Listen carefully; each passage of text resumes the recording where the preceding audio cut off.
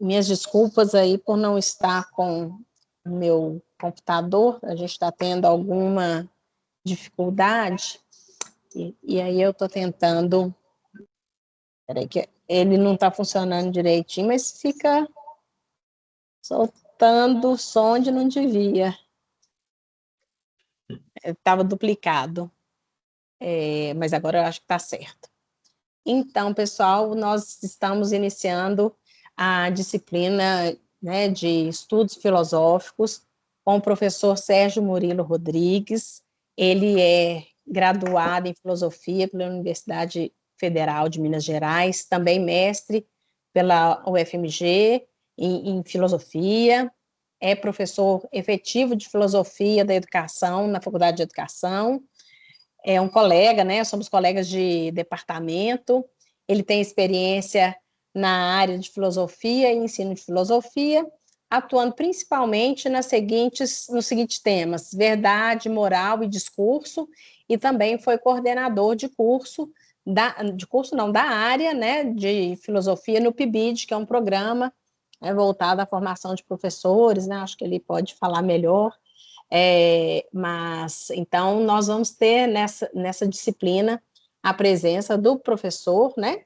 E ele vai estar aqui conosco. Vocês podem mandar mensagens para quando vocês tiverem dúvida, né? E vai ser um prazer tê-lo conosco e vocês possam, né, ter aí uma ótima aula. Vou passar para ele, para ele, né, apresentar aí a disciplina. Então, só explicando para ele um pouco a dinâmica, né? Nós temos, então, 2 intérpretes, professor, que vão se revezar, eles estão destacados. Nós temos aqui no grupo, no chat, além dos alunos, nós temos os nossos tutores do curso, né? Eu não consigo ver todos aqui, mas eu vi que o Fabrício, o Wellington, e outros tutores estão aqui, tá? Nós temos mais outros tutores que vão estar por aí, né? Se você precisar de ajuda, eles podem cooperar com você, né? E aí você pode iniciar a sua aula, né, da melhor forma aí. Vai ser uma ótima parceria, né? E se Deus quiser, nós vamos ampliar então essa parceria em outros momentos, certo? Eu passo a palavra para você, Sérgio. Desejo uma ótima aula aí com os meninos, tá bom? Ok, obrigado, Cristina. Por nada, até Obrigado mais, pela... pessoal. Fechou sua tela. Ah, tá, deixa eu abrir aqui. Alguém fechou ela.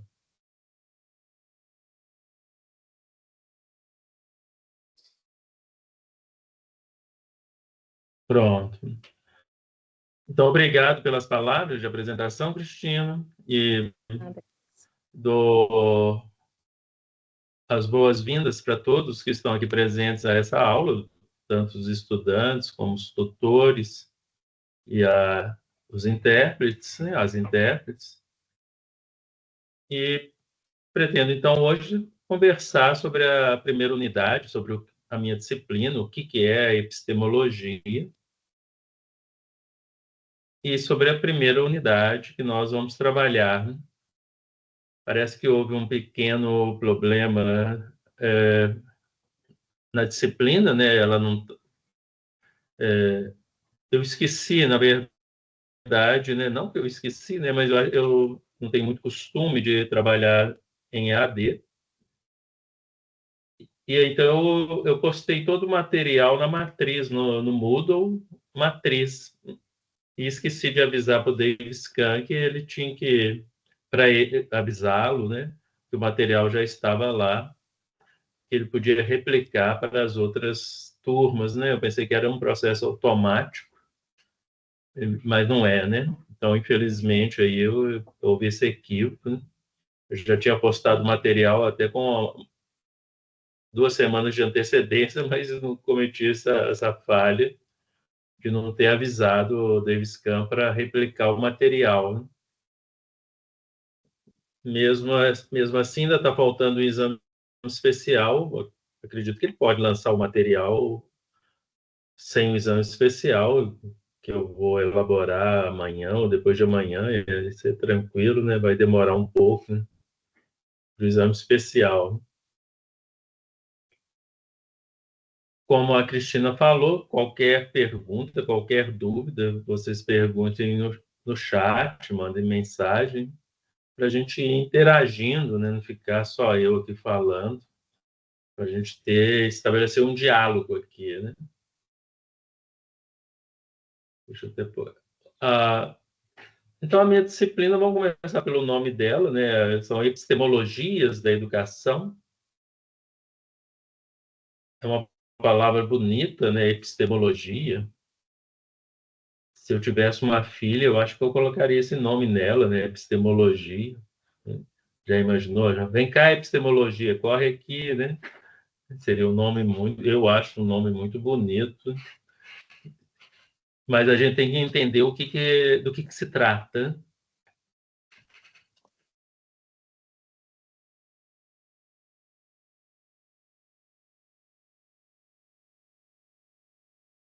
Basicamente, epistemologia, episteme, né? Eu vou começar falando justamente da alegoria da caverna do Platão,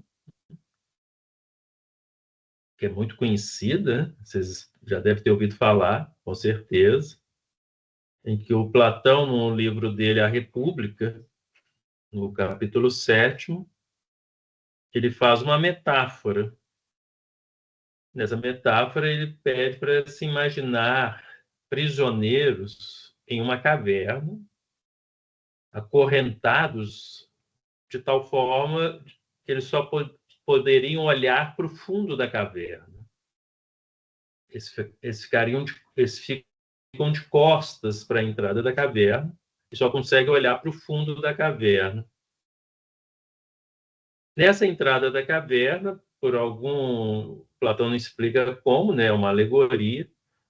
Existem fogueiras e entra um pouco de luz do sol também, né? Então entra luz por essa entrada da caverna. E outras coisas passam nessa entrada da caverna. E aí a luz bate nesses animais, objetos, e eles são projetados no fundo da caverna. E, curiosamente, existe um eco, e os sons que são feitos na entrada da caverna ressoam no fundo da caverna, através desse eco. Um prisioneiro, certo dia, atormentado por dúvidas, ele consegue arrebentar as correntes que o prendiam. E ali, então, ele consegue voltar seu rosto para a entrada da caverna e percebe a luz entrando. E resolve, então, investigar de onde vinha aquela luz. Ah, tá, eu esqueci de falar, né? Como os prisioneiros só enxergavam as sombras projetadas no fundo da caverna, eles tomavam aquilo como a realidade. E ali, então, eles discutiam, faziam congressos, né, sobre essas sombras projetadas no fundo da caverna, que para eles era a única realidade que existia. Esse prisioneiro, ao se libertar, como eu falei, e ver a luz entrando, ele fica curioso e vai investigar. Só que ele precisava escalar as pedras, né? A entrada da caverna ficava no alto, né? E ele precisa escalar essas pedras, ele machuca os joelhos, machuca as mãos, os braços, né? Mas finalmente consegue chegar à entrada da caverna, e lá ele vê a luz das tochas, das fogueiras, né? E logo, logo ele sai, continua sua caminhada e sai para a luz do sol. Nesse primeiro momento, que imagina, né? Ele viveu a vida dele toda dentro da caverna, na escuridão. quando ele tem esse primeiro contato com a luz do sol, ele fica cego. Seus olhos doem, né? Aquela luz o machuca, né? Porque ele não estava acostumado. Então, novamente, ele tem um longo processo para se acostumar a essa luz. Lembrando que ele já teve também um processo doloroso de subir pelas pedras para alcançar a saída da caverna. Chegando lá fora, tem um segundo processo em que ele tem que se acostumar com essa luz. E depois de um certo tempo, né, ele só consegue olhar para o chão, né, ele começa a olhar a luz refletida nas águas, até que finalmente ele consegue olhar para os objetos iluminados pela luz do sol, e ele vê como que esses objetos eram muito mais bonitos, muito mais vivos, né, do que aquelas pálidas sombras que eles estavam acostumados dentro da caverna. Chega um ponto que ele é capaz de olhar para o próprio sol e ver aquela luz em toda a sua plenitude. O que o Platão quis dizer com essa metáfora? Que dentro da caverna você tem as sombras, que são as opiniões. Essas opiniões, elas são sombras pálidas da verdadeira realidade. Interessante, né? As sombras, elas não estão erradas, elas são ilusórias, porque, afinal de contas, elas são sombras de um objeto real. Existe um objeto real que produz aquelas sombras, só que não é o objeto em si. Essas são as opiniões. As opiniões, elas são sem fundamento. Elas você não tem uma visão da totalidade, né?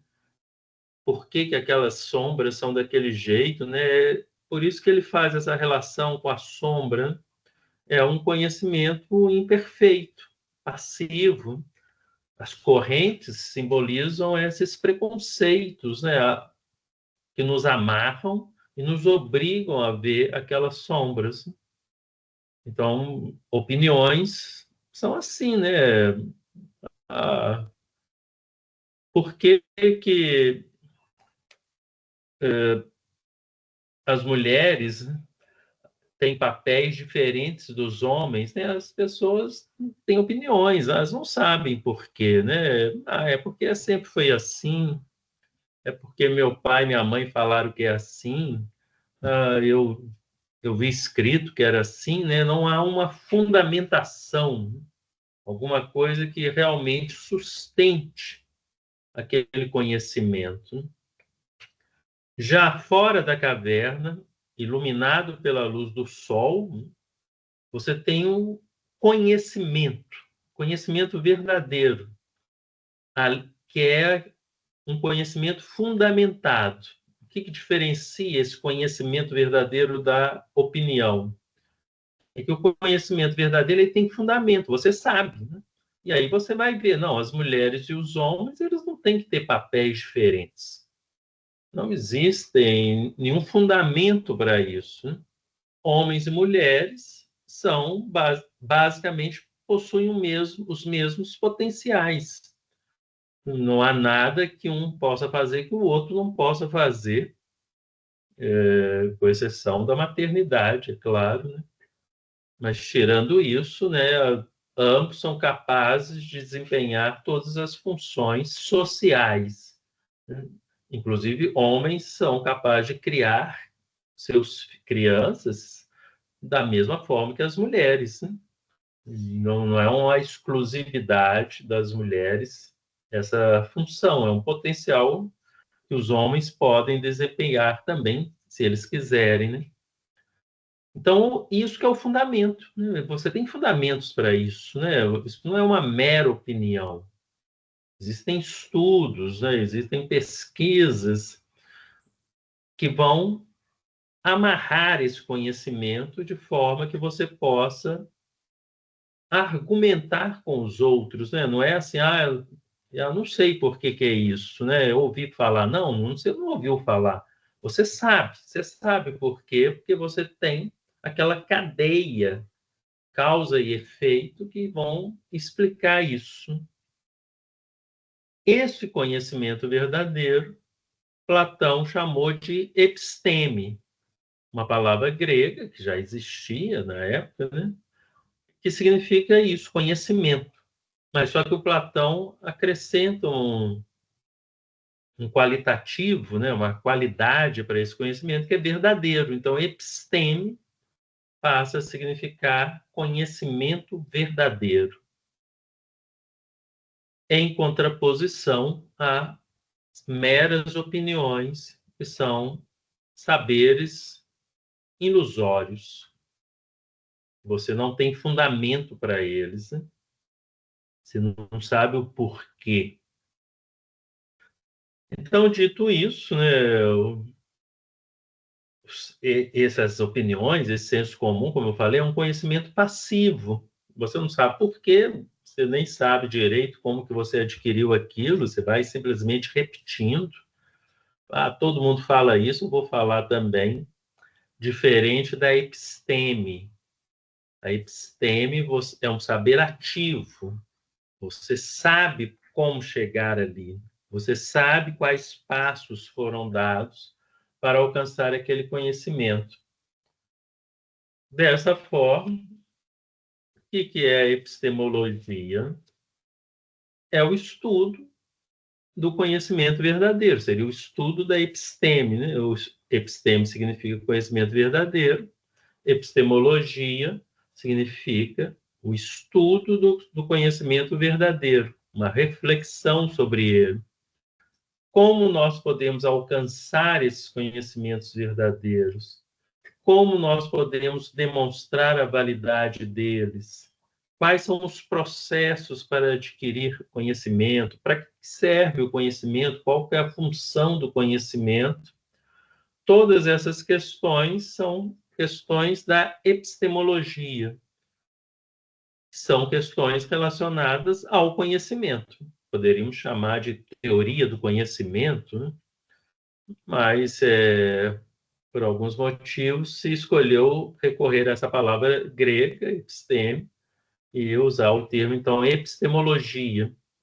Então, essas epistemologias que nós vamos trabalhar são essas teorias do conhecimento, e nós vamos tentar fazer algumas relações com a educação, que é o nosso tema aqui. Estamos no curso de letras, Libras, né? Que tem um perfil de ensino. Então, nós vamos tentar direcionar para a educação, mas, basicamente, a epistemologia seria essa reflexão, essa teoria, esse estudo sobre o conhecimento. Afinal de contas, nós não podemos simplesmente aceitar qualquer conhecimento, porque isso tem implicações, né? Implicações muito graves, né? Vamos dizer assim, né? Nós vivenciamos isso recentemente, né? O debate sobre as vacinas, e aí, é, imagina, né? Se você não é capaz de fundamentar aquele conhecimento, você pode fazer um tratamento que é ineficaz, ou deixar de fazer um tratamento que é eficaz. Você pode deixar de tomar a vacina.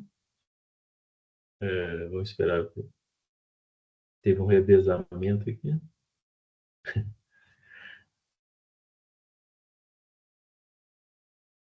Então, você pode tomar um remédio que é ineficaz e, da mesma forma, deixar de tomar a vacina que é eficaz.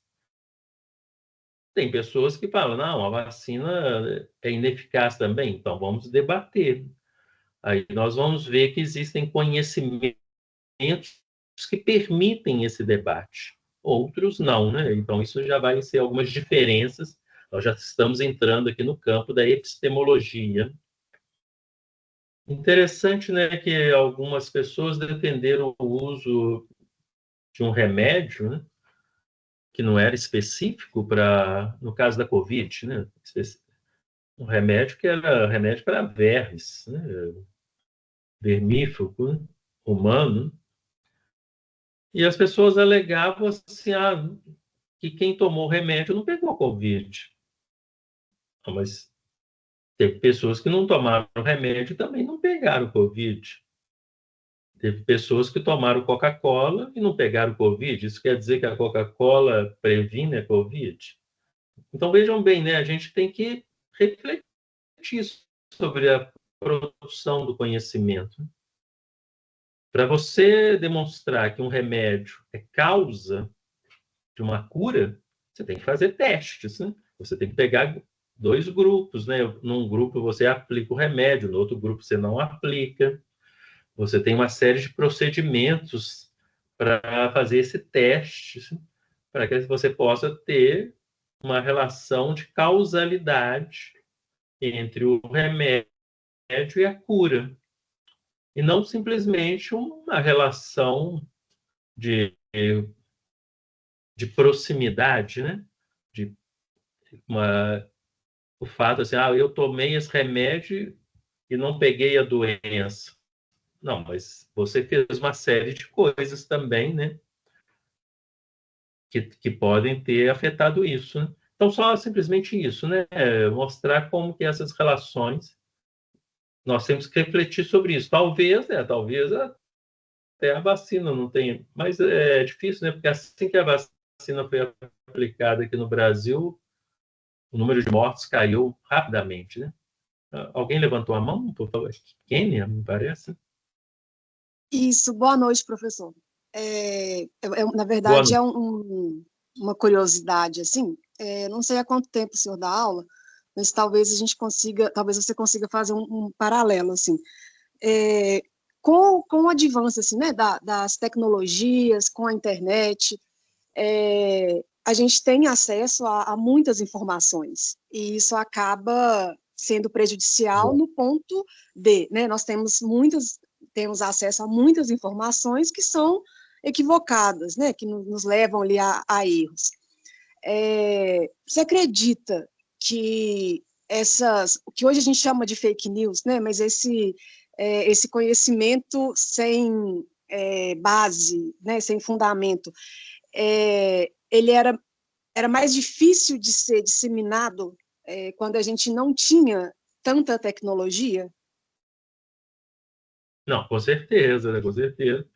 Várias pessoas, né, teve nessas discussões sobre as chamadas fake news, né, muitas pessoas argumentam assim, não, sempre existiu fake news, só que era chamado, tinha outros nomes, né, como você fazer intrigas, né, você difamar, escrever, né, artigos em jornais. Então, isso sempre existiu, né, mas não com esse alcance. Você foi no ponto exato, né? O alcance da internet, das redes sociais, é um fenômeno totalmente novo. Você não conseguiria nunca atingir milhões de pessoas em 1 hora, 2 horas.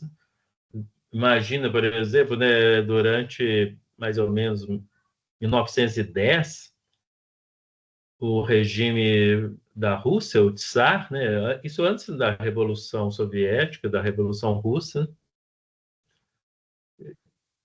divulgou um livro, Os Sábios do Sião, em que dizia que a comunidade judaica estava tramando, fazendo uma trama para dominar o mundo através do sistema bancário. Esse livro é falso. Hoje, aliás, pouco tempo depois, não demorou muito, se descobriu que o Tsar, né, da Rússia, encomendou esse livro, ele foi escrito por pessoas maliciosas que queriam difamar e criar uma relação conflituosa com a comunidade judaica.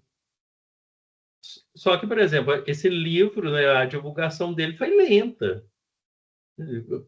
Ele teve que ser publicado, teve que ser divulgado, as pessoas tinham que ler esse livro. Então, imagina o tempo que isso leva, né? Que é muito diferente hoje, né, das redes sociais. Isso é terrível, né, porque o alcance delas é quase que imediato e um alcance muito grande, né?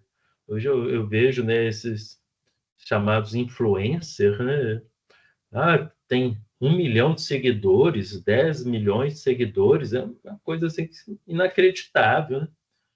Em termos assim de comunicação de massa, né? Você atingir tantas pessoas em tão pouco tempo e de uma forma tão direcionada, né? Ah, a televisão atinge essas pessoas, mas a televisão ela é difusa.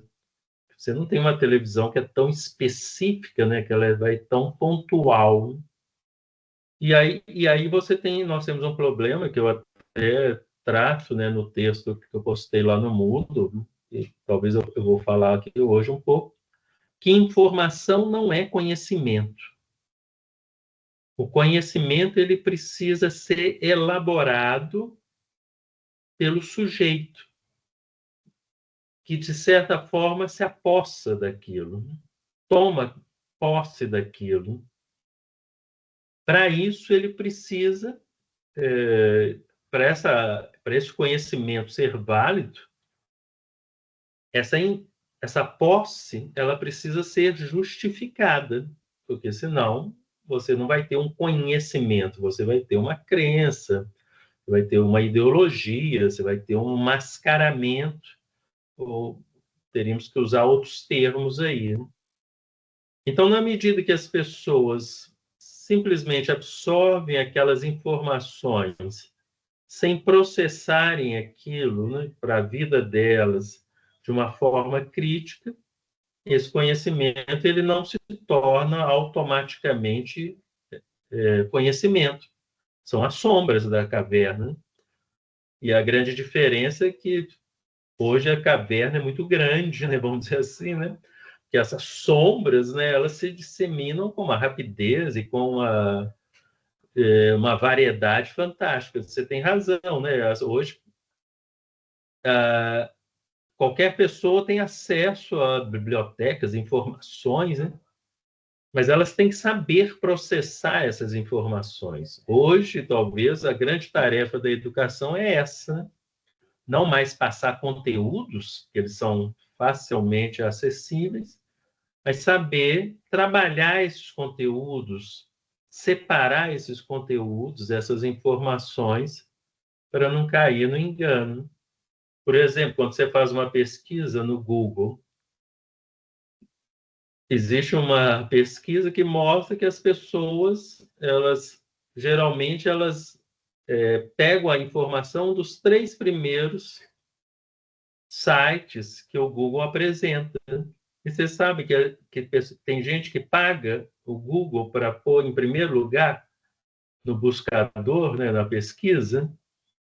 Ou seja, as pessoas, quando você faz uma pesquisa no Google, você recebe lá centenas, né, de sites, mas ninguém passa por aquelas centenas. Você fica nos 3 primeiros.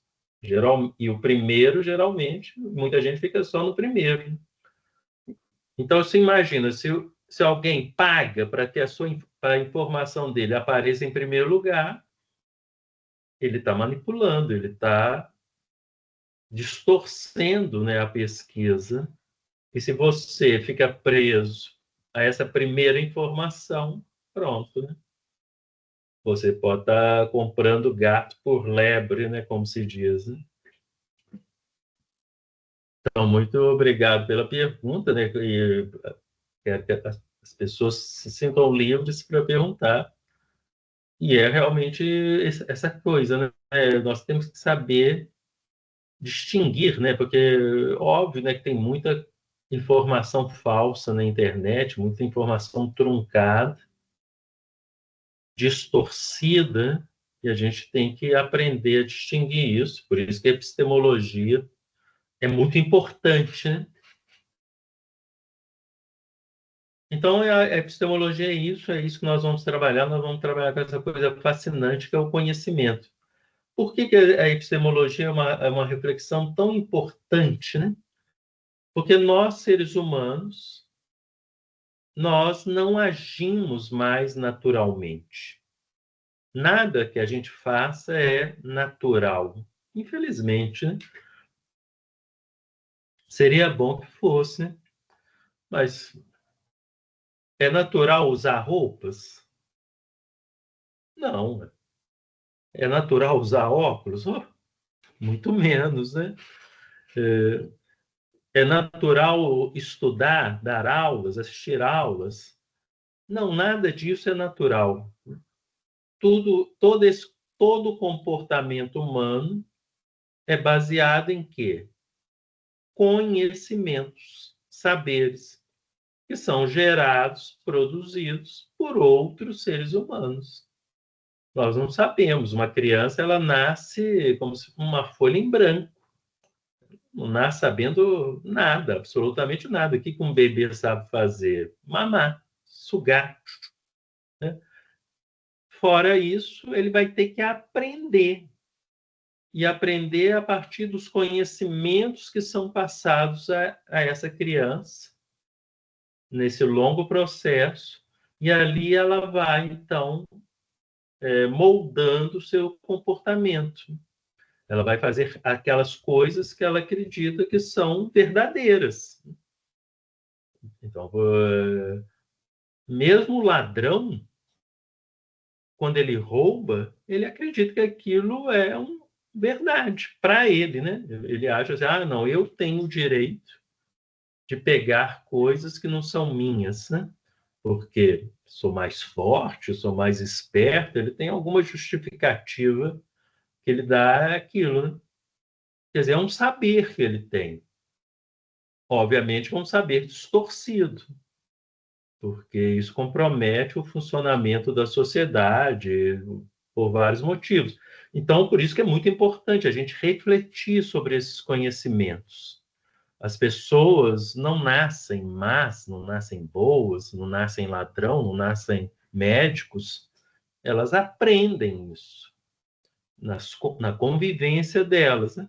E à medida que nós vamos refletindo sobre isso, então nós vamos entendendo como esses conhecimentos são produzidos e entendendo como que a sociedade funciona, entendendo como que os nossos adultos são porque eles foram ensinados assim. A educação tem um papel fundamental nas sociedades modernas, porque as crianças passam muito tempo na escola. As nossas sociedades não são mais aquelas sociedades em que as famílias tinham o papel exclusivo da educação. Hoje elas dividem com as escolas, né?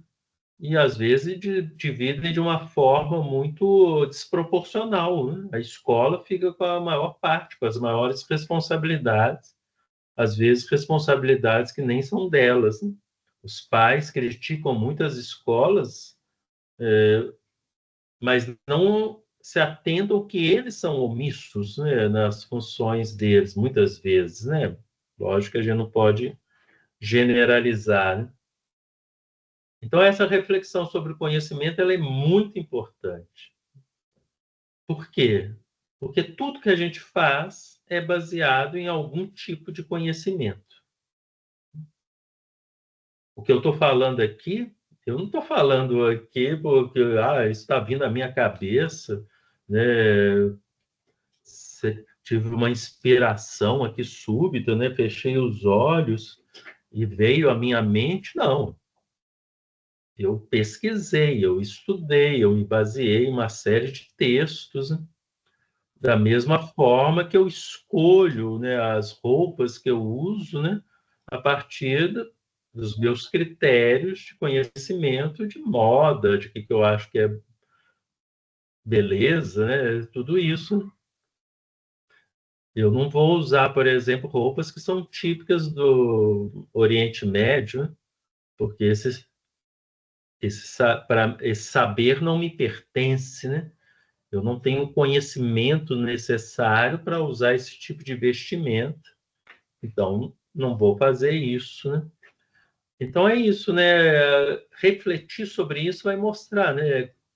Como que as pessoas se comportam,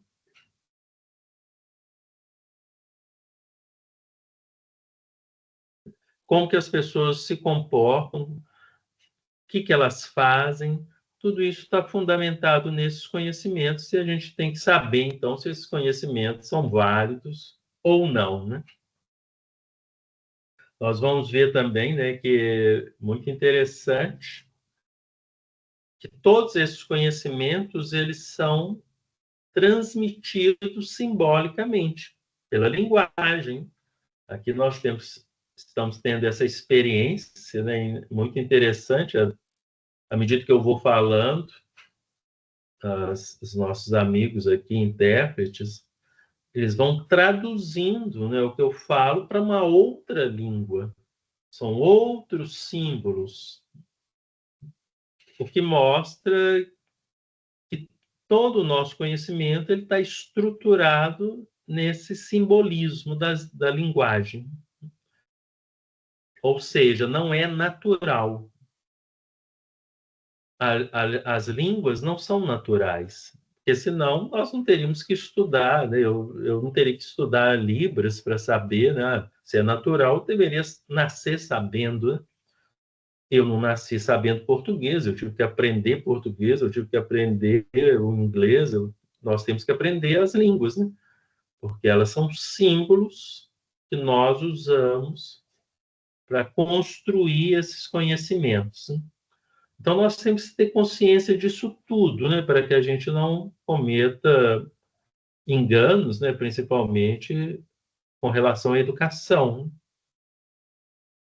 Às vezes, você encontra muitas pessoas que têm horror à matemática, principalmente nas ciências humanas. Eu fiz o curso de filosofia, eu particularmente, eu gosto de matemática, que no ensino médio eu fiz curso técnico de eletrônica lá no Cefet, e, logicamente, né, tinha muita matemática, tinha muita física, eu sempre gostei de matemática, física, logicamente que fui abandonando, porque eu trabalho numa área de filosofia que não lida muito com esses conhecimentos.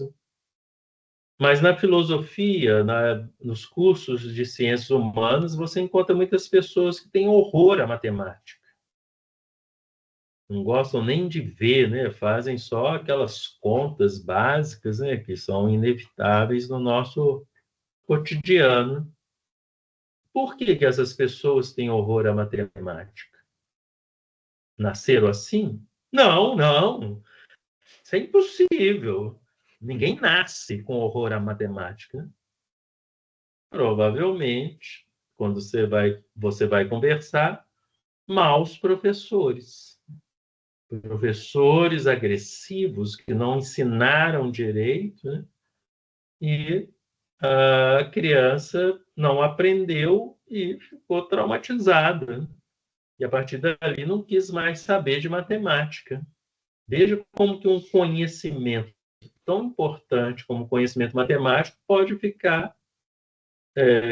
ser excluído de uma vida, de uma existência, porque ele foi mal transmitido, foi transmitido de uma forma errada, porque não existe, não é um processo natural.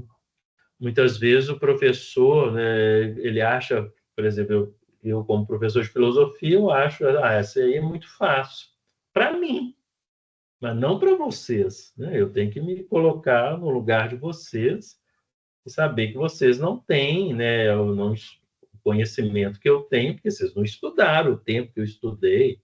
É uma questão de limitação e de opções, né?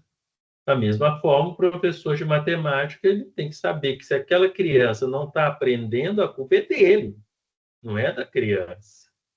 A criança não nasceu sabendo matemática e não é uma deficiência biológica dela ou física, é uma deficiência no processo de aprendizagem. Então, a gente tem que entender bem, o conhecimento é uma construção humana. Nós vamos ver aqui, né? É uma construção humana. E como construção humana, ela pode, por isso que ela pode ser ensinada, mas tem que ser ensinado de formas corretas, né? Porque nós não podemos esperar que a natureza nos ensine algo, porque a natureza não nos ensina absolutamente nada. Emanuela levantou a mãozinha.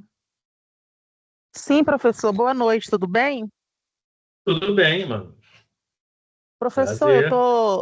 prazer, eu estou admirando a sua palestra porque eu concordo plenamente com tudo que você está falando. Inclusive, eu já presenciei várias maneiras do que o senhor está falando. Eu presenciei pessoalmente, porque a minha vida foi uma constante aprendizagem. Eu sou muito fã também desta palavra epistemologia, eu acho ela muito linda também.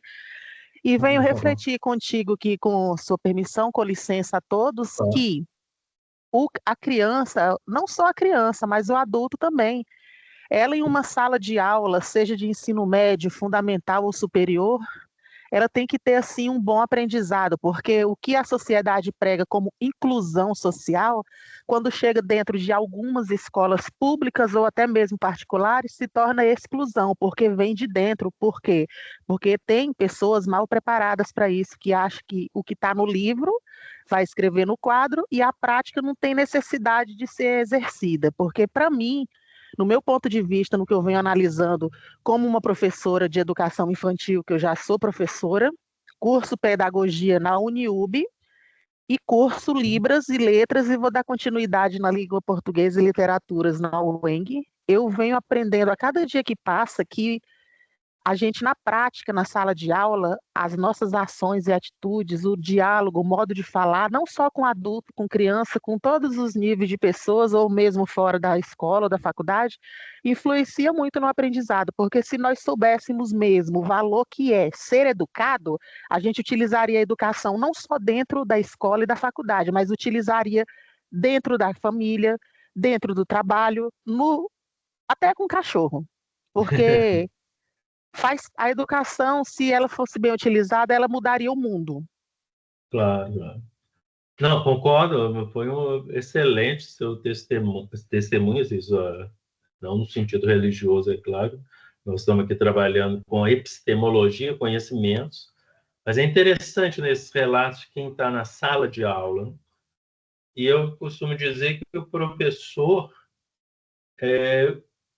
tem essa vantagem, né, de ser uma vocação, além de ser uma profissão, né? É uma profissão, nós temos que ter consciência disso, né, que nós não estamos aqui por vontade, né, por missão, né, uma missão, nós não temos nenhuma missão, mas é uma coisa que é uma vocação no sentido, nós somos professores 24 horas por dia, né?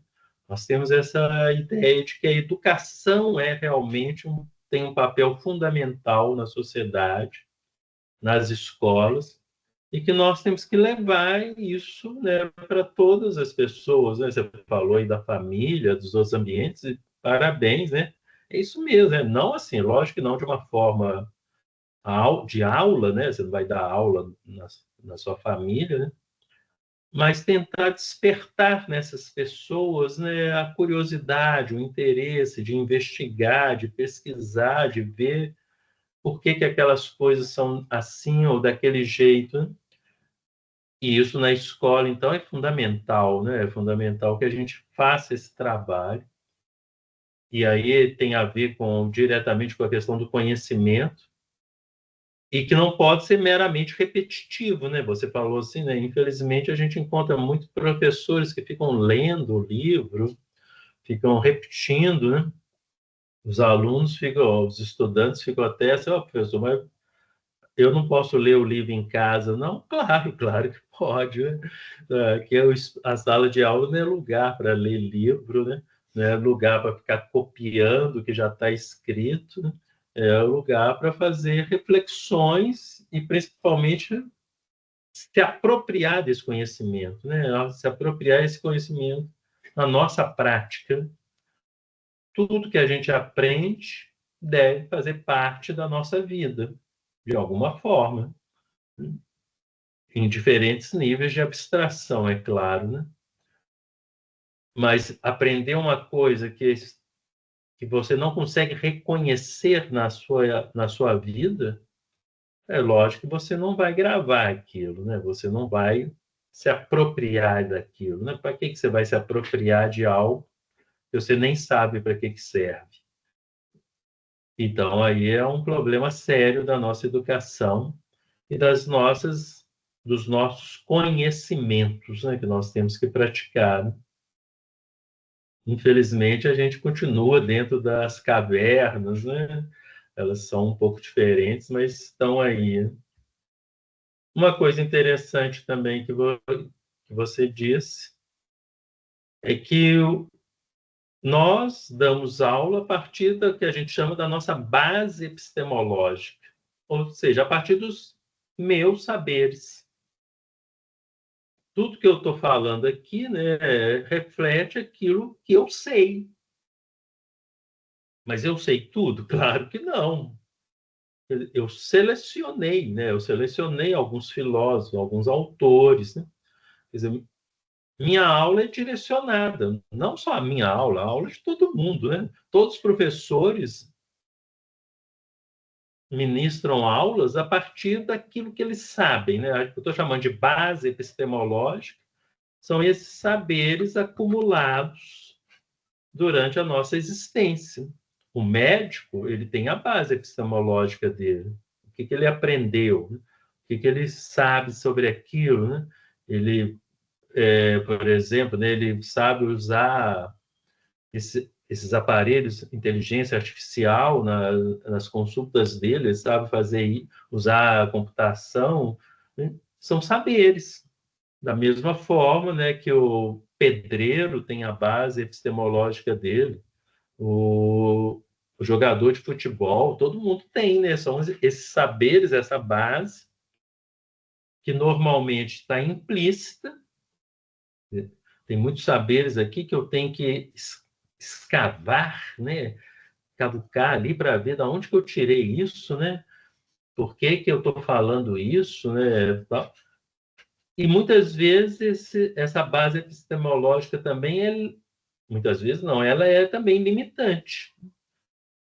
Limitante porque, lógico, que ninguém pode saber tudo e porque nós temos os nossos preconceitos também, né? Então, é bom que a gente explicite isso. Explicite, né, esses saberes, né? Inclusive aqueles preconceitos, para que eu, quando chegar na sala de aula, eu possa lidar com isso, né? Saber que eu não posso, lógico que eu não posso ter preconceito na sala de aula, então eu tenho que prestar atenção nisso para que não cometer esse tipo de erro, não cometer esse tipo de comentário, não fazer isso. Eu tenho que saber, eu não entendo desse assunto, então eu não posso falar disso, né? Muitos professores têm a ideia errada de que tem que responder tudo que o aluno pergunta. Não, é depois que eu não sei. Ele vai perguntar, não, mas isso eu não sei. Isso não faz parte, né, dos meus conhecimentos. E eu não tenho que dar aqui uma opinião, né? Volta lá, o Platão, opinião e conhecimento verdadeiro. Eu tenho que trabalhar com os conhecimentos. Eu não estou em sala de aula para dar opinião, pitaco, né? Então, aí eu tenho que ir para a rua, né? Aí lá a gente conversa. Se a gente encontrar num bar, né, num lugar, aí sim eu vou dar minhas opiniões, sem me preocupar em fundamentar, né? Mas na sala de aula eu não posso fazer isso. Então, tudo isso está relacionado a essas bases epistemológicas que tem que ser explicitado para que a gente saiba, né, como que nós vamos dar aula e reconheça, né, por que o professor trabalha daquele jeito e não de outro jeito, né? Essa base epistemológica também que cria, né, um certo preconceito, né, com os alunos de escola pública. É óbvio, né, que a escola pública tem várias deficiências, mas uma dessas deficiências que poderia ser corrigida é você desvalorizar a capacidade desses estudantes, né? Você já chega na escola achando que eles não vão aprender nada, né? Que coisa terrível. Você entrar no primeiro dia de aula, olhar para aquelas crianças, no primeiro dia de aula, você olha para aquelas crianças, olha nos olhos delas, quanta esperança que tem ali, e você já pensar que ali nada vai sair que elas não vão dar em nada, que elas são incapazes, né? que elas não vão conseguir, né? Não, nós temos que pensar que elas vão conseguir sim, né? E ali nós temos que exigir também, né? Nós temos que levantar, né, o sarrafo, como se diz, né? Para que a criança se esforce, né? Que ela tenha ali um desafio, né? E ali ela consiga construir o conhecimento junto das outras, né? Uma comunidade, né? Então, a escola pública tem esse desafio, né? Tem o desafio de ver seus estudantes como pessoas mais capazes, né? E isso é um pressuposto, um conhecimento anterior, né? E, logicamente, ela precisa de mais recursos, né? Mais consideração, né? E mais, uma organização, em alguns casos, melhor, né? Então, tudo isso é o que é a epistemologia. Antes de passar para o próximo ponto, que é o conhecimento, hoje nós vamos responder algumas perguntas, né? E na intro, eu gostaria de lembrar aqui, né, um poema. Na verdade, essa frase, né, o Fernando Pessoa, um poeta português muito famoso, importante, ele tem um poema em que ele fala que tirou essa passagem, essa frase do Camões, né? Como que é o livro do Camões, né? Agora esqueci o nome dele aqui. Né? Uma frase muito interessante, né? O poema do Fernando Pessoa chama Mensagem, e nesse poema, então, ele cita, né, essa passagem, né, do Camões. Navegar é preciso, viver não é preciso. Navegar é preciso, viver não é preciso. O que será que o Camões quis dizer, que o Camões não, o Fernando Pessoa quis dizer com isso, né?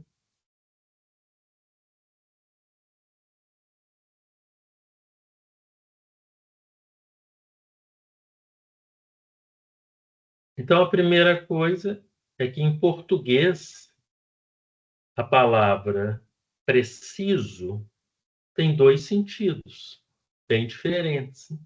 Um sentido de exatidão. Então, eu fiz essa conta com precisão. É uma música, né? Tem uma música, o Caetano Veloso usa também esse poema do Fernando Pessoa, né? Navegar é preciso. É uma música muito bonita do Caetano Veloso. Navegar é preciso, viver não é preciso. E ali, então, a palavra preciso, então, tem esse sentido de exatidão, mas tem o sentido também de necessidade. No sentido de exatidão, aí fica fácil, né? Navegar é exato, viver não tem exatidão, né? Então, aí, no caso, fica provavelmente foi nesse sentido que os navegantes usavam essa frase, né? Quer dizer, eu posso te ensinar a navegar, mas não posso te ensinar a viver, porque não existe regras para viver, né? Não existe exatidão nesse ato de viver, né? Porque ele é muito impreciso. Mas quando a gente usa a palavra preciso no sentido de necessidade, navegar é necessário, viver não é necessário. Aí fica mais complicado, né? Aí nós, nesse sentido que o Caetano também usa na sua música, né? É um sentido existencial, que basicamente quer dizer o quê, né?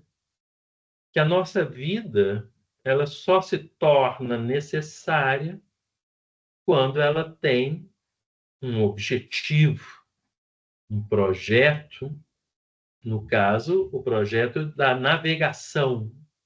Quer dizer, o que torna a minha vida necessária é que eu quero navegar.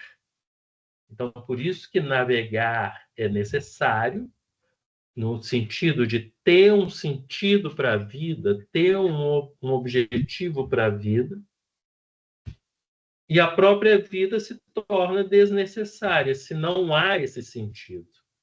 Ela fica submissa a esse submissa assim, né, dependente desse objetivo. Então, mas como assim, né? Você está falando que as pessoas que não têm um objetivo na vida, que não dão sentido para a existência delas, então elas têm que morrer? Não, elas vão sobreviver. É uma vida desnecessária nesse sentido, porque você está ali só tocando o barco, né? Sem ter uma direção, né? Imagina, né, como você pegar aí o seu automóvel e sair dirigindo sem rumo. Como assim, né? Uma hora a gasolina vai acabar e você não vai chegar a lugar nenhum, né? Mas você está andando, né? Está andando. Então vejam bem, né? O conhecimento relacionado à educação, né? Eu lembrei dessa frase com esse último relato, porque ser professor, ser professora, trabalhar com o ensino, com a educação, é dar um sentido à sua existência. É isso que torna a nossa vida importante.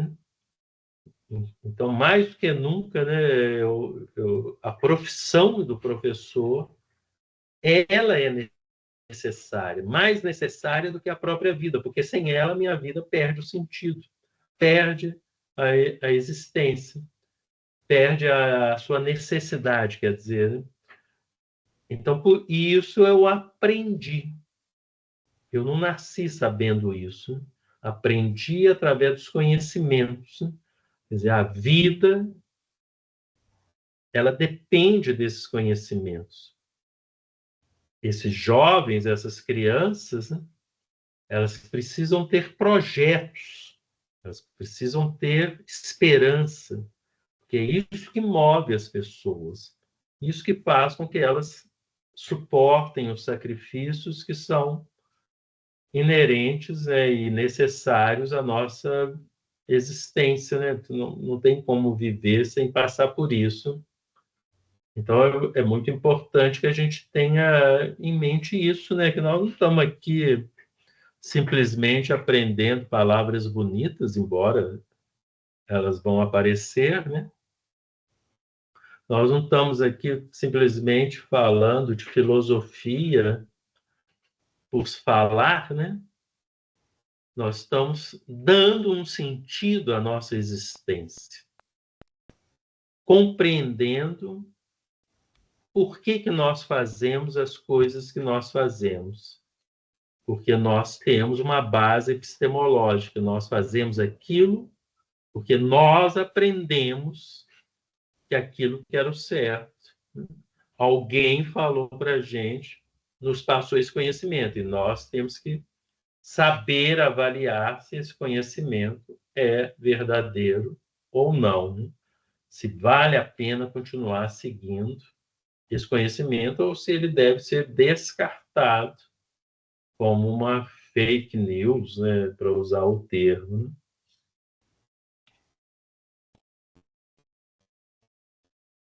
Então, vamos responder agora, né, alguma questão? Alguém gostaria de falar alguma coisa?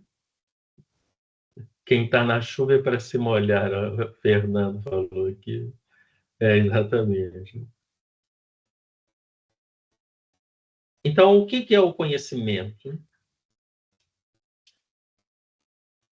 Então, é importante a gente ver que Emanuela quer Sim, falar mais professor, alguma eu gostaria de falar mais rapidinho, breve relato. Eu, por exemplo, eu faço Libras, Letras e Português e Literatura na UENG e faço Pedagogia na Uniub, mais 2 cursos, um tecnólogo e os outros são licenciaturas. Chegaram para mim ontem ainda e falaram assim: nossa, mas você tá igual louca, você faz uns cursos assim por fazer. Um é da área da saúde também, tecnólogo. E você faz por fazer, tanto conhecimento, você não acha que você está ficando louca, assim, além de ser tudo bem barato, que, que tem bolsa de desconto e tudo. Aí eu parei, fiquei, refleti, contei até 3 e respondi educadamente para essa pessoa. Eu falei, é o seguinte, eu faço a pedagogia, a Libras e a literatura da língua portuguesa, porque eu já tenho interesse na área da educação por eu ser professora de educação infantil. Faço um tecnólogo da área da saúde, porque eu tenho interesse também em aprender, pelo menos, aplicar uma vacina numa pessoa corretamente, ou medir uma pressão arterial. E o outro tecnólogo que eu termino ano que vem, também porque eu tenho interesse em fazer contas de matemática, eu gosto de física e tal. A pessoa parou para mim assim, olhou e falou: ah, sim, agora eu entendi, porque eu achei que você estudava por estudar, sem ter entendimento nem do que era o conhecimento. Falei: imagina, que isso? Eu sei bem onde eu estou entrando, sei por onde vou sair, sei tudo direitinho. Então, assim, eu tratei a pessoa com educação, com o conhecimento que eu adquiro nas minhas leituras, no meu aprendizado no meu dia a dia, porque eu trabalho meio período e o resto do meu dia e da meia-noite eu fico, às vezes, até 3 horas da manhã buscando mais conhecimento e quero praticar, eu quero aprender, eu quero navegar pelos mares e os oceanos do conhecimento, eu quero fazer da minha vida um constante aprendizado, porque eu estou conseguindo, agora eu vou fazer 40 anos em setembro, perdi muito tempo da minha vida que eu poderia ter uns 4 diplomas de mestrado, doutorado e tudo, não tive essa oportunidade, e agora que eu estou tendo a oportunidade, eu estou correndo no tempo em adquirir o meu diploma, porque as minhas práticas não ficaram só na teoria. Agora eu quero utilizar e quero fazer valer a pena, porque a educação para mim sempre foi fundamental, porque mesmo sem eu estar dentro da faculdade, eu sempre procurei ser educada no meu dia a dia com todo mundo. Eu acho que eu fui educada até demais, sabe? Então, assim, esse Camões eu já li sobre essa passagem dele aí, sobre o que o senhor falou, e eu sempre refleti sobre isso, sobre essa navegação do conhecimento, e eu me inspiro em certas leituras, em certos trechos teóricos e várias coisas que eu leio sobre a área da educação, sobre alguns pensadores, e tento praticar, porque eu acho muito bonito, sabe? Principalmente quando fala na parte da educação. É isso. Muito obrigada. Nada, eu que agradeço, né? Foi um bom relato, né? Que ilustra, né, o que eu acabei de falar, de ter um objetivo, né? De você, quer dizer, você busca esses cursos, né? Aparentemente, igual ele falou, estava estudando por estudar, estava fazendo vários cursos, porque talvez você não tenha nada para fazer. Não, tem um objetivo, né? Tem um sentido, né? Você quer melhorar seu ensino, o seu trabalho com as crianças, aprendendo livros, aprendendo letras, né? Você quer a questão do tecnólogo na área da saúde. Eu também gostaria de saber dar uma injeção, né? Às vezes você precisa aplicar uma injeção numa pessoa e não tem a mínima ideia, né? Acho que não é só pegar e espetar a pessoa e apertar, né, a agulha lá na pessoa. Então, quer dizer, são coisas muito interessantes, né? E é isso, né? Nós temos o conhecimento, não é uma coisa que não serve para nada, que nós estamos aqui só porque não temos nada para fazer. Não, nós estamos aqui com objetivos, né? É muito importante isso, né? Que a gente tenha objetivos, tenha projetos, nós queremos navegar numa certa direção. Nós temos rumo, né? Nós não estamos aqui sem rumo, né? Porque senão a nossa vida se torna também sem rumo, né? Ah, tá. A Kênia colocou que ela colocou no nome da filha dela Sofia, aqui no chat, né? A Kênia. É um nome muito bonito, né? Outro dia até vi que é um dos nomes mais bonitos do mundo, né? Alguém fez um estudo assim de nomes que tem sonoridade em várias línguas. Sofia é um dos nomes, foi escolhido como um dos nomes mais bonitos, além de outros lá, né? E tem a ver, obviamente, com a Sofia em grego, é sabedoria, né? filosofia, amor, a sabedoria, a amizade, a sabedoria. Tá. Brendel. Episteme é o conhecimento, e Sofia a sabedoria. Qual que é a diferença? Uma boa pergunta, né? A sabedoria, ela está ligada mais a seria o conhecimento da totalidade. A episteme seria um conhecimento de setores. Então, de certa maneira, a episteme é um passo para a sabedoria, né? Seria um passo anterior, né? Na verdade, Platão, Aristóteles, os primeiros filósofos gregos, eles já usavam o termo ciência e eles colocavam a filosofia um grau acima da ciência, porque a diferença seria essa, né? A ciência trataria de setores, né? A física, a matemática, biologia, enquanto a filosofia falaria de tudo, né? Então, nesse caso, a sabedoria seria esse conhecimento amplo e geral de tudo, né? Hoje, praticamente, não existe mais sabedoria, né? Porque todo conhecimento é muito especializado, né? Muito particularizado, né? Mas essa seria a diferença, bem lembrado, né? Qual que é a diferença de conhecimento e sabedoria? Porque a sabedoria seria você saber tudo, né? Tanto é que por isso que o sábio nunca diz que é sábio, né? Porque seria muita... Ele não teria essa arrogância de falar que sabe tudo, né? Então, vamos agora definir o que é o conhecimento, essa faculdade tão importante para nós. O conhecimento ele tem uma vantagem sobre... Nós temos outras faculdades, são capacidades, né? Nós temos a capacidade de conhecer, capacidade cognitiva, conhecimento. Cognitivo vem do latim, cognoscere, conhecimento. Temos a faculdade das emoções, da vontade volitiva. Temos a faculdade moral, né, capacidade de fazer julgamentos morais. Então, nós temos várias faculdades. A cognitiva ela tem uma vantagem sobre todas as outras, né, porque ela pode falar das outras. Eu posso pegar um sentimento, como o amor, e buscar conhecer as características fundamentais desse sentimento. Logicamente que aí eu saio do sentimento para fazer uma pesquisa cognitiva. Às vezes, por exemplo, você definir o amor não significa sentir o amor. Da mesma forma que sentir o amor não significa defini-lo. Você pode, sim, a emoção e não ter conhecimento, né? Você não teve a preocupação de definir. E pode definir e não sentir, né? Mas essa é uma vantagem, né? O conhecimento ele pode atuar, né, sobre a moral, ele pode atuar sobre essas outras dimensões da existência humana. O conhecimento, fundamentalmente, é o quê? Uma representação mental de um sujeito se relacionando com um objeto. A definição que eu dou, né, conhecer é elaborar um modelo de realidade, projetando ordem onde é caos, onde é bagunça.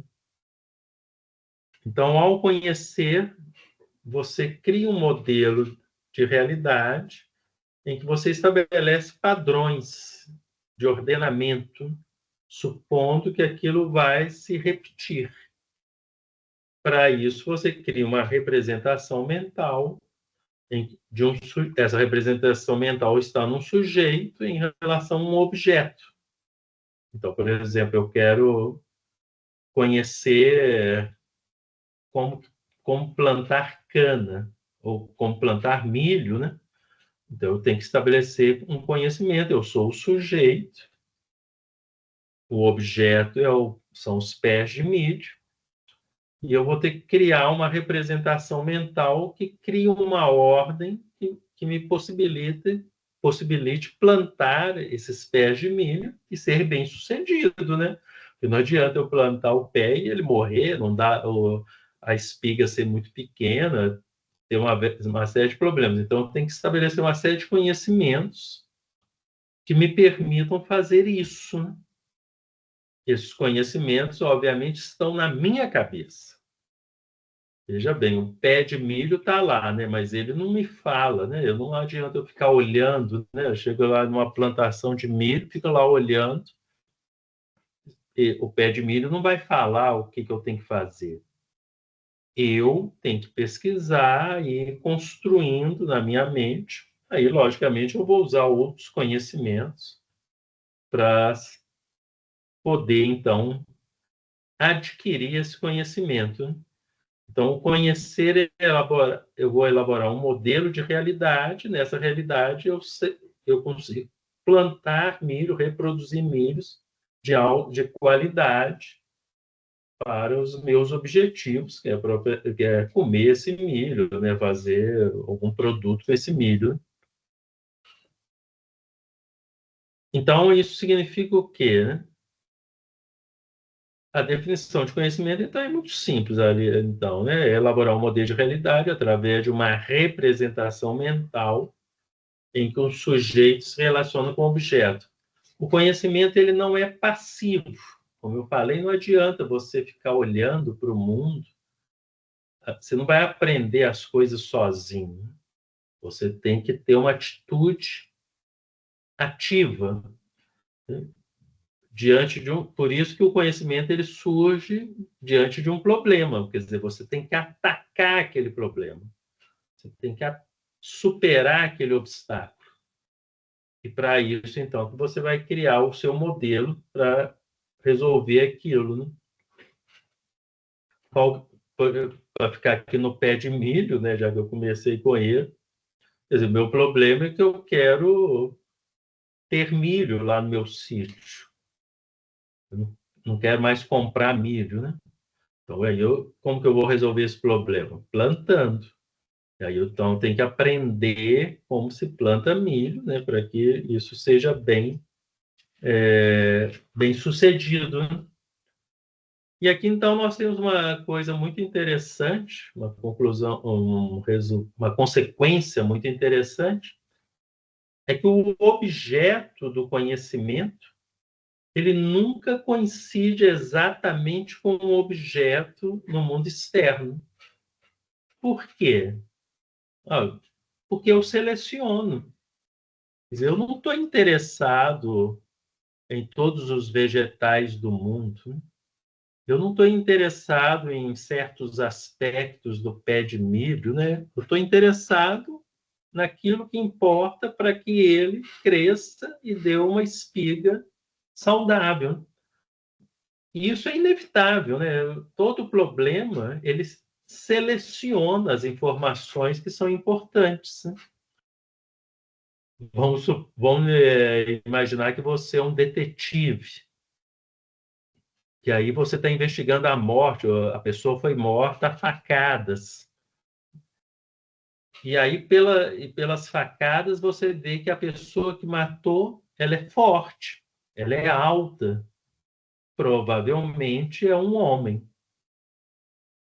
Pode ser uma mulher? Pode, mas aí tem que ser uma mulher forte e alta. Provavelmente, então, eu posso limitar a minha investigação aos homens, por essas características. Então, quer dizer, não me interessa investigar todo mundo, eu quero ver quem quem pode resolver o problema. Então, eu vou selecionando, eu não vou estudando tudo, né? Eu não vou me preocupar com tudo, né? Porque eu quero resolver um problema. O conhecimento ele é direcionado, o que a gente chama de intencionalidade. Todo conhecimento é intencional, porque há uma intenção de buscar aquele conhecimento. Você quer resolver um problema, mesmo que esse problema seja, por exemplo, teórico, né, por exemplo, né, vamos dizer assim, né, o que é a harmonia a harmonia cósmica, o que é a harmonia do universo, né, coisas mais amplas, mas é um problema também, né, em que você inevitavelmente vai selecionar aquilo que lhe interessa para resolver aquele problema. Lá na escola, né, as crianças estão tendo dificuldade de aprender divisão. Então, você vai pesquisar que metodologia você pode usar para facilitar isso, né? Então, você não vai estudar como é que você planta milho. Não, o seu problema não é plantar milho, o seu problema é ensinar as crianças a fazer uma operação matemática de divisão, né? Então, inevitavelmente, você vai estudar aspectos relacionados a isso, né? Então, por isso que o seu objeto do conhecimento ele é selecionado, ele é construído, né? Qual que é o seu objeto do conhecimento? Ensinar a operação de divisão. Não é um objeto total, né? Você não está preocupado com a criança em todos os aspectos dela, mas apenas nesse aspecto dessa capacidade de desenvolver esse raciocínio que é a divisão matemática. Então, por isso que o objeto ele é construído pelo sujeito. Você vai selecionar na realidade aquilo que te interessa para buscar aquela solução e, inevitavelmente, então, a representação mental que você constrói no seu conhecimento, ela vai ter elementos que não coincidem exatamente com o objeto. O objeto, no mundo real, sempre vai estar mais.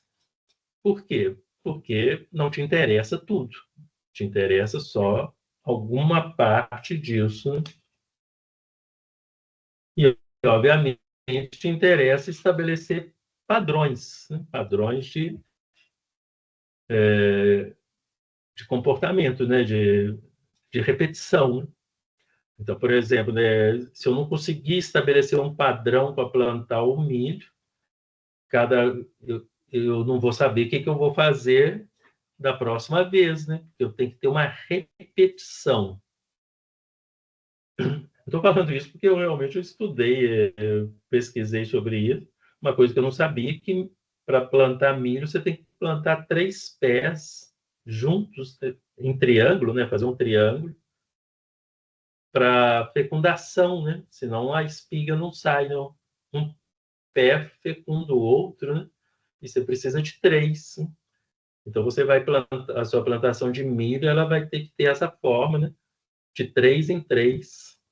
Aí você pode plantar vários pés, é claro, né? Mas eles sempre vão ter que estar agrupados de 3 em 3. Isso é um padrão, uma regularidade. Tem que ter na sua plantação de milho. Porque senão a espiga ela vai ficar pequena, né? Ela não vai germinar da forma correta. Aí tem os adubos, né? Aí você tem que ver também a qualidade do solo, tudo isso. Então, veja bem, né? É isso que me interessa, né? É esse objeto que eu quero para gerar o meu conhecimento. E eu não estou preocupado com outros, eu devo ter ignorado um monte de outros aspectos, né, que vão interessar outras pessoas, né? O pé de milho, enquanto objeto do conhecimento, ele pode ter diferenças enormes, né?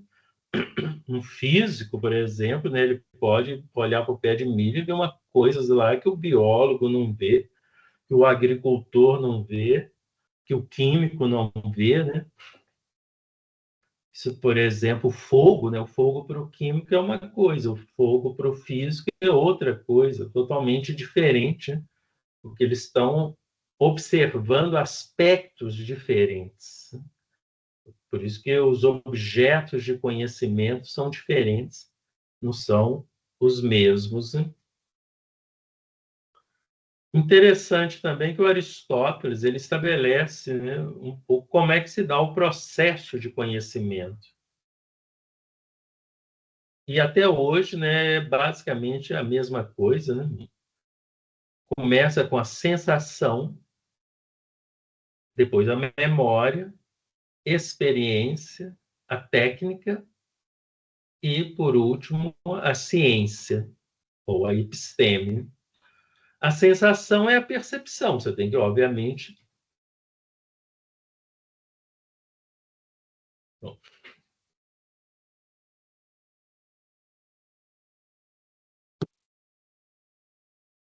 você tem que perceber, né, os objetos, né, que tem. Mas essa percepção ela é absolutamente momentânea, porque você ainda não tem memória, né? Então você percebe as coisas, mas percebe no aqui e agora e você não consegue conectar nem com o futuro, nem com o passado. A Emanuela, quer falar mais uma Sim, coisa? professor, quero sim, por gentileza. Sobre os filósofos, Sócrates havia dito também, e isso eu gravei esse, essa, esse trecho, esse diálogo dele, e eu considero isso como um exemplo, e eu venho prestando atenção que é bem verdade. Ele deixou dito assim: penso, logo existo. Então, esse penso, logo existo, tem muita gente que leva assim para outro lado. Ah, você pensa, você logo existe, porque você está pensando, e se não estivesse pensando, você não existiria. Aí eu já lembro de Sócrates. Penso, logo existe. Outro também bem interessante que eu gosto de ler é o Nietzsche. O Nietzsche, ele deixou escrito assim: e os que foram vistos dançando foram considerados como loucos pelos que não podiam ouvir a música. Então, eu levo conhecimento mais ou menos com isso. Se a pessoa não tem, igual o pé de milho, faz um triângulo para plantar, para poder fazer a fecundação na terra, né, do camada do efeito estufa, de tudo, para pôr o adubo e tudo, para poder brotar o pé de milho. Então, o conhecimento é isso mesmo. Eu também concordo plenamente e entendo muito bem que está correto, sabe? Eu admiro muito, porque foram sábios filósofos e não mentiram. É bem verdade mesmo. Era só isso. Muito obrigada. É.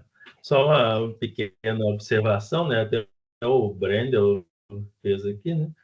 O penso no logo existo foi o René Descartes que falou isso nessa frase, não é do Sócrates, né? Sócrates é o conhece a ti mesmo, ou só sei que nada sei, e o Descartes é que fala penso, logo existo, né? Justamente aí para afirmar essa importância do conhecimento, né? Esse pensamento que o Descartes está falando é o conhecimento racional, né? Então não é qualquer pensamento, né? Eu penso racionalmente, conheço, e isso que dá substância, sustenta a minha existência, né?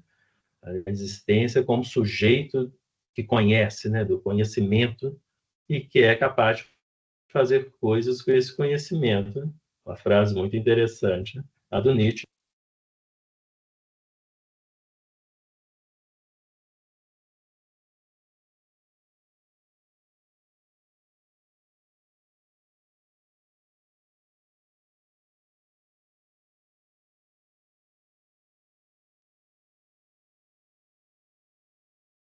É,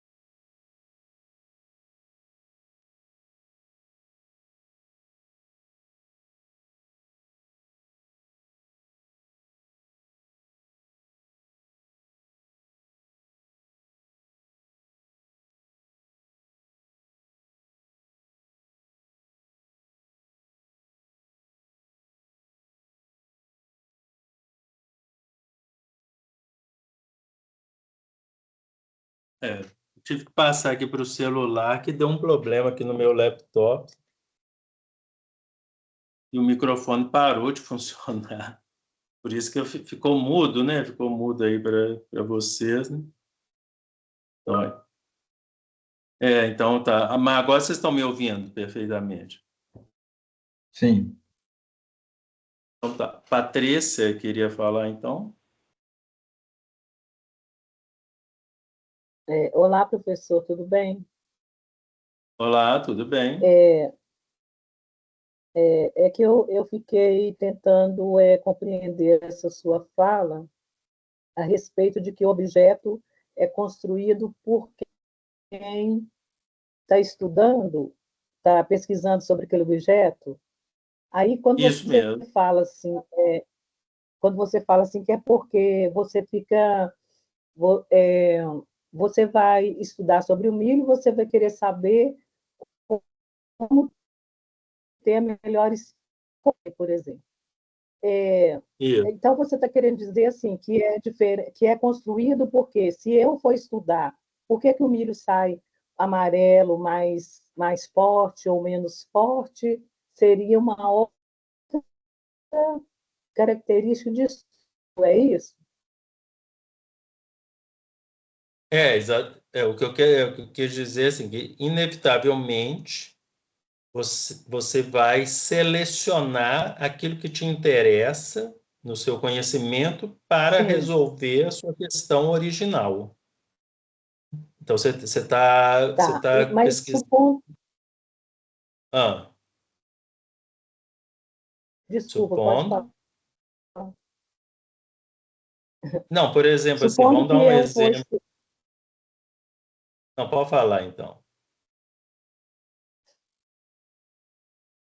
Não, é assim, supondo que eu vá estudar a mesma coisa que você, eu vou chegar sempre na mesma, no mesmo resultado, porque quando você fala isso, eu fiquei pensando, será que os resultados eles vão ser subjetivos, porque o ser humano tem sua subjetividade, ou se eu estudar o mesmo aspecto que você, eu vou chegar na mesma conclusão que você. Isso não vai dar margem para erro. Sabe? Só estou querendo entender melhor.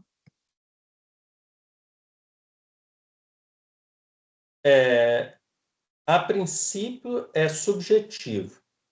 Mas por que nós vamos chegar a conclusões semelhantes?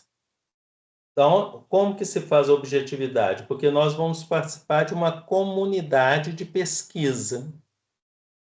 Então, obviamente, assim, por exemplo, essa pesquisa que eu estou conduzindo e você vai conduzir, ela não vai ser feita do nada. Você vai recorrer a algum conhecimento prévio, que provavelmente será o mesmo que eu vou recorrer. Então, nós vamos lá, técnicas de plantio de milho, características de plantio de milho. A comunidade ela já estabelece o que é relevante, o que não é relevante para ser estudado. E nós vamos acabar usando os mesmos elementos. Aí, então, isso reduz bastante essa subjetividade, né? De tal forma que a gente vai chegar numa objetividade, né? Mas se a gente Ah, fosse trabalhar de forma totalmente independente, a gente chegaria a resultados bem diferentes, né? Mas só que isso não acontece porque nós estamos... não existe conhecimento solitário, né? O conhecimento ele é sempre feito junto com outras pessoas. Então, nós estabelecemos acordos, nós direcionamos, né, esses conhecimentos de forma a chegar a conclusões semelhantes, objetivas, né? Se a gente pegar isso na área da educação, né, você pega o Piaget, quer dizer, o Piaget ele selecionou, o que me interessa aqui no desenvolvimento cognitivo da criança? Ele estabeleceu lá, se eu for pesquisar a mesma coisa, eu vou usar o Piaget, então aí eu já parto dele, né? Então, logicamente, aí eu vou ter elementos comuns, né? uma pesquisa, por exemplo, na área da educação, vou fazer uma pesquisa, eu tenho que escolher qual que vai ser o meu marco teórico, né? Qual que vai ser o meu referencial teórico. Ah, não, vou usar esses autores, ou esse autor. Aí eu já estou delimitando o meu objeto, as pessoas já sabem, ah, então tá, ele vai usar, esse objeto vai privilegiar esses aspectos e não outros, né? Então, na realidade, a objetividade do conhecimento ela é garantida pela comunidade científica, né, que já estabelece esses acordos do que é relevante, o que vai ser estudado, o que não vai ser estudado. Mais alguém levantou a mão? Alguém mais gostaria de falar alguma coisa? Professor, Sim. é Mariane, eu que levantei a mão. Tá. Professor, eu estou com uma dúvida parecida com a da Patrícia. Em partes, o senhor já respondeu.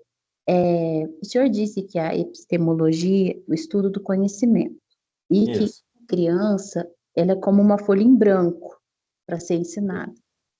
No final das contas, o conhecimento de uma pessoa, o senhor já disse que pode ser subjetivo em comunidades, ele não é igual para todo mundo, né? Porque eu tô desde o início da aula, estou tentando entender essa questão do conhecimento, porque o mesmo assunto pode ser verdade para alguém e para outra pessoa não fazer tanto sentido devido à sua criação, seus ensinamentos, enfim, sua cultura, né? A gente sabe que varia bastante. Então, eu estou com um pouco de dúvida nesse sentido da sua aula. Exatamente. Rigorosamente falando, os conhecimentos não são idênticos. Até porque ele passa por uma representação mental. Então, existe um aspecto subjetivo em todo conhecimento. Só que, aí, agora é importante isso, nós vivemos juntos. E mais do que viver juntos, né, a convivência é um fator fundamental na nossa existência. Nós não sabemos ou não queremos viver isolados, né? A convivência torna a nossa vida muito melhor, né? Muito mais produtiva, muito mais segura. As vantagens são imensas, né? Então nós temos que conviver. E é lógico que nós convivemos, o ser humano é um ser social, né? Então, nessa convivência, nós temos que dialogar com esses conhecimentos. E isso que você falou é uma coisa muito problemática, uma questão epistemológica, vamos dizer assim, né? Uma coisa que é verdade para mim, mas não é para você. Então, nós vamos ter que discutir, então, né? Nós vamos ter que chegar aqui num acordo, ver se podemos deixar assim, ou se a gente tem que mudar, se a gente tem que chegar a uma conclusão comum. Porque por exemplo, se essa divergência ela envolver questões, por exemplo, de justiça, questões de vida ou morte, né? É óbvio que nós temos que chegar a um acordo aqui, né? Talvez não faça muita diferença, então deixa, né? Mas, então, por exemplo, né? Se nós vamos plantar milho, né? Para ficar aqui, né? Nós temos que chegar num acordo. Aquelas pessoas que já são bem-sucedidas em plantar milho, elas têm que passar o conhecimento para a gente. Nós temos que... Porque é isso que nós queremos uma produção boa de milho, né? Então, esses objetivos, o conhecimento está ligado à convivência humana. E essas divergências, elas precisam ser resolvidas de uma forma pacífica, né, de preferência, para que a nossa vida seja segura, seja não violenta. Mas isso que você está falando é correto, né? Então, por exemplo, você vai fazer uma pesquisa, por exemplo, você tem um determinado conhecimento que fala, a criança, para ela aprender, ela tem que ser castigada fisicamente. Eu falo, não, aí eu falo, não, isso é absurdo, não precisa. Você não educa ninguém com castigo físico. Ah, não, eu vou deixar você castigar a criança? Aí, quer dizer, não é nem questão de não deixar, né? Talvez você possa até me convencer a adotar isso. Na verdade, não é uma questão só eu e você, né? Nós vamos ter que reunir aqui e ver com a comunidade, ver os pedagogos, né? A educação, como é que ela vai se posicionar diante disso e chegarmos a conclusões, né? Aí, não. Castigo físico não é por causa disso, tem uma série de fundamentos para isso, né? Por isso que o conhecimento científico ele tem uma vantagem, ele permite essa discussão de uma forma mais amigável, né? Vamos dizer assim, mais livre. É o grande problema dos conhecimentos ligados à religião, né? Eles são baseados em dogmas. E muitas vezes as pessoas não querem mudar de opinião. Ah, não, religião aqui, se falou, está falado, ponto final. E aí você tem muitos conflitos, né? Porque as pessoas pensam de forma diferente e você não consegue discutir, dialogar, colocar argumentos, contra-argumentos acerca disso, né? Mas o seu raciocínio está certo. Rigorosamente, nós vamos chegar a conclusões diferentes, mas como nós vivemos juntos, nós vamos ter que estabelecer um acordo. Obviamente que esse acordo tem a ver, né, com resultados, em muitos casos, né? Em outros não, né? Outros são acordos que você faz baseado em expectativas, né? Os conhecimentos sociais, por exemplo, eles são muito baseados em expectativa. Ah, não, eu acho que desse jeito vai dar um resultado melhor lá na frente, mas na verdade nós nunca vamos chegar nesse resultado, porque é muito longo prazo, tem muitas alterações, né? Ficou claro essa questão? Sim, obrigada.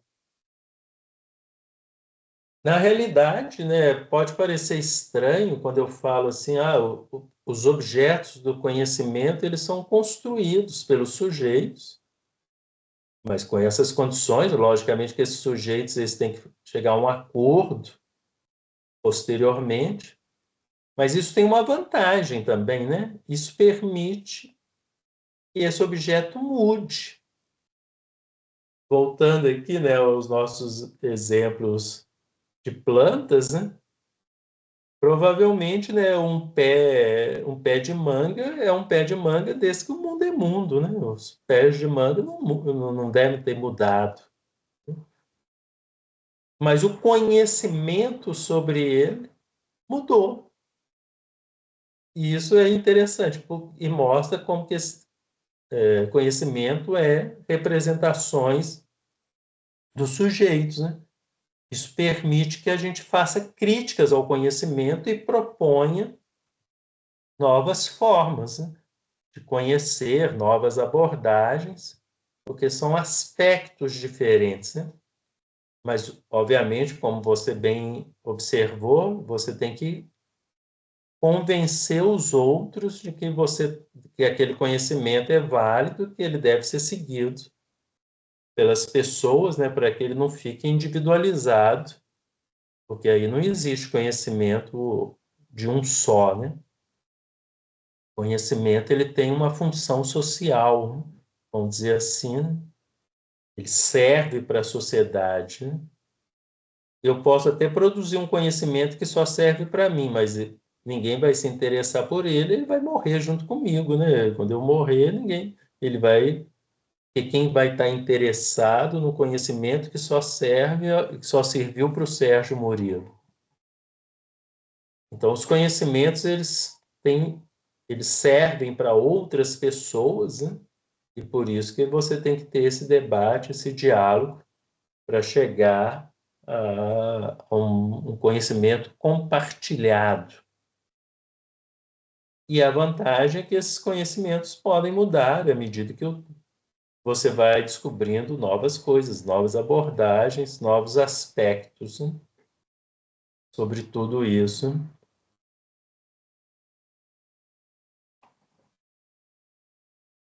Isso é interessante que mostra toda essa dinâmica da educação, né? A educação não é uma coisa fixa, né? Amarrada, né? Às vezes você chega os estudantes, né? Chega na sala de aula, fala, Newton falou isso, falou aquilo. A criança fica muito impressionada com aquilo, acha que só pode ser daquele jeito, que tudo está pronto. Aí ela fica até um pouco desanimada, né? Porque vai, eu só tenho que ficar repetindo. Não, você pode participar, né?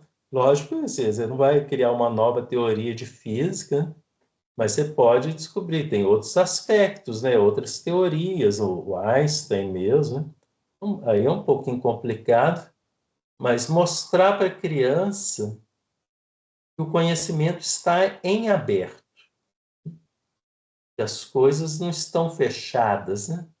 Você tem conhecimentos consolidados, mas que podem mudar. Você pode descobrir novos aspectos, né? E pesquisar novas coisas, né? É interessante pôr os meninos para pesquisar, para fazer as coisas, né? Mostrar que existe um dinamismo no conhecimento, que ele não é estático, não é fechado, né? Nós não temos o mesmo conhecimento hoje que nós tínhamos há 50 anos atrás. Por quê? E as coisas mudaram? Não, as coisas continuam as mesmas, né? O que mudou foram as nossas abordagens, né? As nossas representações. E nós vamos descobrindo novas conexões e vamos mudando isso, né? Mas é muito importante que isso seja compartilhado. Não é assim, cada um tem o seu conhecimento e fica fechado nele.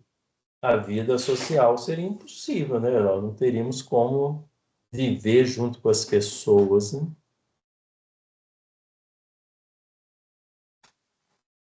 Bem, eu tinha ideia de chegar à função do conhecimento, mas estou vendo aqui que já é 10 para as 10. Acredito, então, que não vai... Nós vamos ver que uma das funções do conhecimento é justamente tornar a convivência social melhor. Esse melhor, logicamente, é um critério valorativo, e, de novo, nós voltamos àquela questão, né? Como é que os objetos, o conhecimento, ele é maleável, né? Porque cada sociedade valoriza coisas diferentes. Então, dando um exemplo aqui bem radical, né? Uma sociedade de pescadores vai valorizar conhecimentos relacionados à pesca. Aí você vai ter muita produção de conhecimento relacionado ao mar, ao rio, à pesca, a peixe. Por quê? Porque é isso que interessa àquela sociedade, né? Aquela sociedade, para eles viverem bem, é pescando muito. Se é uma comunidade que vive nas montanhas, aí vai se interessar por esses aspectos. Se vive no deserto, se vive na floresta, né? São aspectos diferentes, vão produzir conhecimentos diferentes, né? Porque está relacionado, né, àquilo que eles valorizam, né? O que a gente ensina para as nossas crianças? Aquilo que a nossa sociedade valoriza. Às vezes não é nem nós, né? Mas é o que a nossa sociedade valoriza, é o que é ensinado, né? Os currículos são elaborados como, né? A partir de uma valorização de escolhas, né? Por que isso vai entrar? Porque alguém acha que aquilo é melhor do que aquilo outro, né? Então você tem valores, então o tempo todo relacionados com os processos de conhecimento. Conhecer não é um processo neutro, né? Ele implica nessas escolhas, nesses valores. naquilo que é importante, naquilo, muitas vezes, né, até naquilo que rende mais, né? Você vai ver, assim, no pesquisas de remédios, né? Dificilmente você vai ver por que não tem uma vacina para malária, para dengue agora que está aparecendo, né? Porque são doenças de pobre, né? Que rende pouco dinheiro, né? Agora, como obviamente o mosquito não diferencia pobre de rico, então aí já está se desenvolvendo essas vacinas, porque essas doenças estão migrando para as classes mais altas, né? Que antes ficava mais restrito, onde tinha mais mosquito, essas coisas. Então, aí, muitas vezes você vê, o conhecimento é guiado por interesses econômicos, né? Ah, não, esse remédio aqui para coração, ele vai render muito, porque as pessoas têm dinheiro para comprar. Ah, não, por exemplo, né, soro contra veneno de cobra, né? Remédio desse você tem que dar de graça, né? O cara toma uma mordida de cobra, chega lá no hospital, você vai vender o soro para ele? Não, não tem, você tem que fornecer gratuitamente. Então, só o governo mesmo para fazer esses remédios, né? Nenhum laboratório vai se interessar em fazer um remédio que ele é obrigado a distribuir gratuitamente, né? Então, tudo isso faz parte dos processos de conhecimento, né? O conhecimento não é uma coisa que é feita no céu, sem interesses, sem valores, valores morais que eu estou falando aqui, né? E tudo isso interfere, né? E as pessoas têm que chegar em acordos, né? Acordos, não, nós vamos trabalhar esse conhecimento, nós vamos valorizar esse aspecto. Ah, não, isso aqui não vão mexer, não vão trabalhar com isso. Esquece, né? É um acordo que a comunidade estabelece. Ficou alguma outra dúvida sobre essas pequenas observações que eu fiz, né?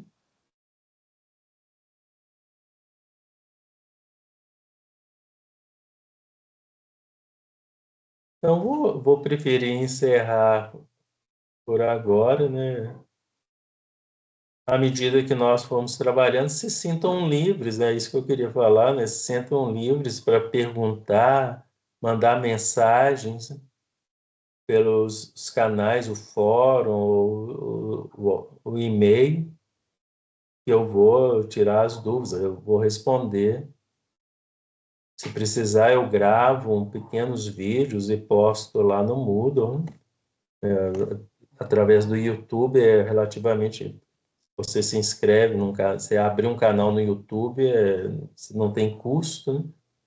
Eu gravo e posto lá, mas aí vocês têm que ter a demanda, né? Vocês têm que falar, professor, né?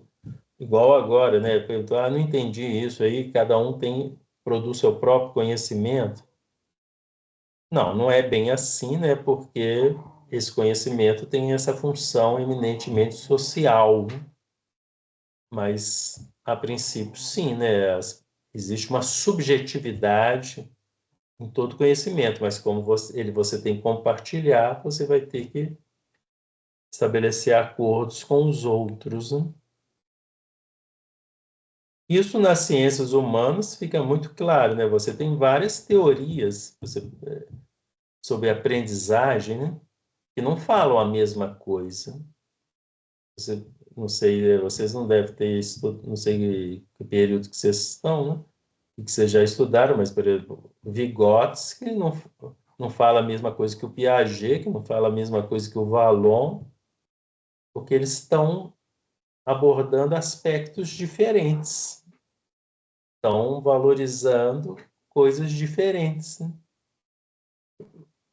O Piaget não dá importância à comunidade nos processos de aprendizagem. O Vygotsky já valoriza demais. A criança aprende junto com outras crianças, ela não aprende sozinha. O Piaget já não é bem assim, né? Mas porque estão vendo coisas diferentes, né? Estão abordando aspectos diferentes. E é muito interessante observar isso.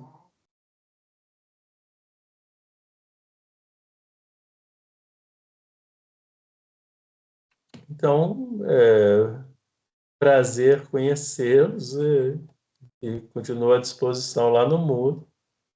Boa noite para todo mundo.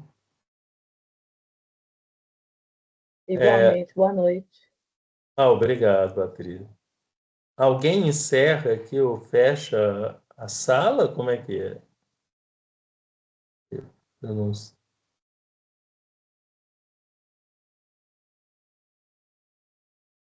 Quem está gravando, por exemplo, né?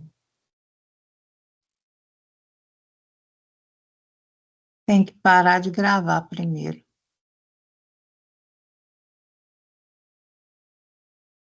Quem iniciou a gravação foi o Fabrício ou foi a Cristina? Foi a Cristina. Cristina, aqui está escrito Cristina Alves, iniciou a gravação.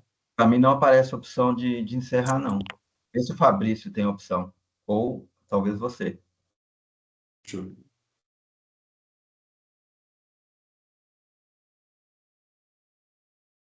Tá. Deixa eu ver aqui. Para eu tenho a opção.